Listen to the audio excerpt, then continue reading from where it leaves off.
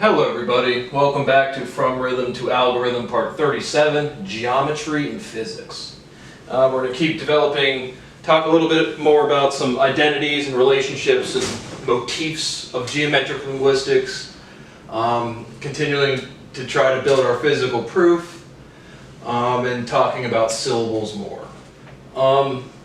Have you ever looked at, typically more on a cell phone than on handwriting, but have you ever looked at the number 2 and thought it was like an upside down 5 without an extra curve? I have. I do it pretty instinctually. I bet you have too. But that's chirality. That's a geometric result in our numeric system from chirality. But you can see it all the time with fonts and geometry. We've talked about alignment and logic. You'll literally be skimming through something and you'll get one tagline, you'll read a whole book in one sentence, well that will be the whole meaning of the book to you. This is why. But symmetry and logic, now we've talked a lot about the evolution of the universe, and even from a biological perspective, nothing being complete, or everything being completely unique. So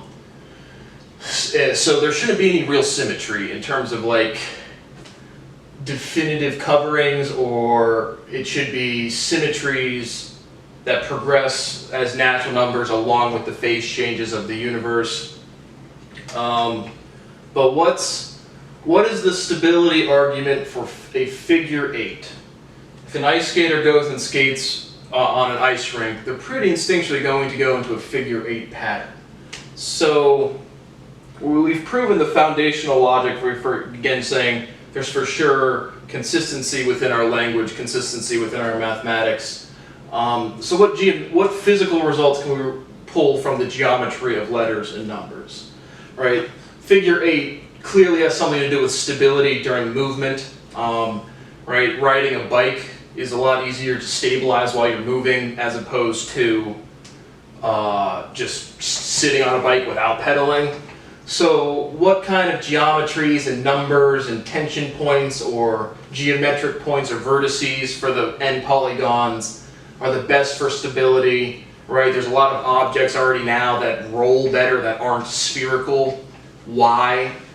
But from geometric linguistics and just looking at fonts on cell phones, it's very apparent that 3 is an incomplete 8. In an S, geometrically, right, if you flipped S, you could get the 8 sign. So what are these and other relationships with the keyboard? Whereas I don't have my cell phone. Let me pause my camera real quick. So what I want to do is just pull up my keyboard, just looking at the standard QWERTY keyboard, and going to see like what geometries and letters, which letters have curves, which letters have straight lines, how many straight lines, how many curves. The letter U is like an upside down N for the lowercase. R, right, that has reflexive symmetry to the Cyrillic alphabet.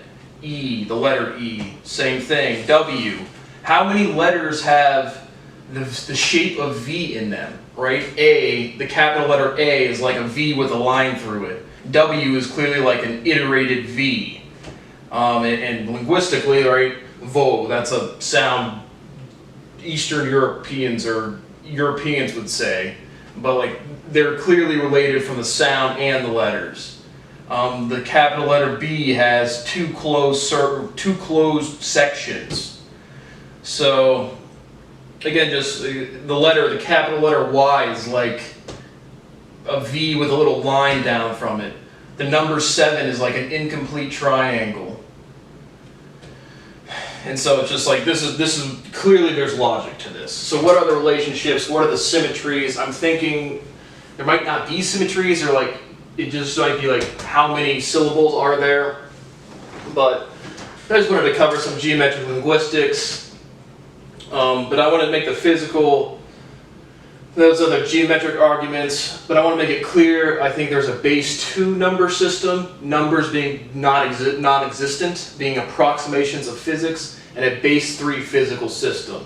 I'm thinking the primary colors have to be, right, we said there's 7 colors in a rainbow, but I think the primary color argument is more dominant. I think three primary colors, 7 elements or categorizations or sets. Again, just pulling from my initial intuition, I still think 5 for sets or categories. I think 7 elements. 3 is the base of physics for sure. I mean, that's the entire argument we've been saying, 3 dimensions.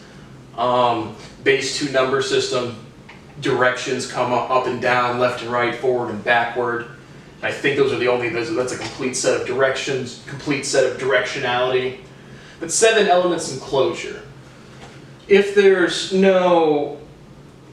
were distinct phase changes, universal phase changes. So what am I trying to say with 7? How about completeness, right? The first phase change of vibration, that's complete. That will never come back again.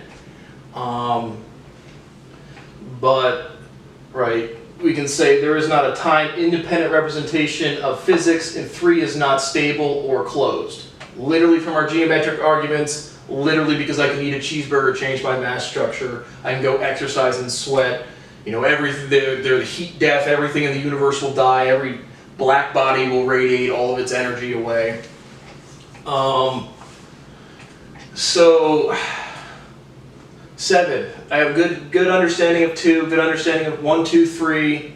4 might not be a number. Relationship of 5 and 7. Let's keep going. But syllability units and radial symmetry, right? And then I say, shouldn't it be symmetric because of inflation, because of the different phase changes of the universe? But what defines a syllable, first of all? Let me give you an example.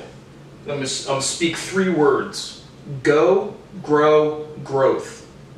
All one syllable, all clearly expansion of the base go, but there's clearly more sound to grow than go, and there's clearly more sound to growth than go.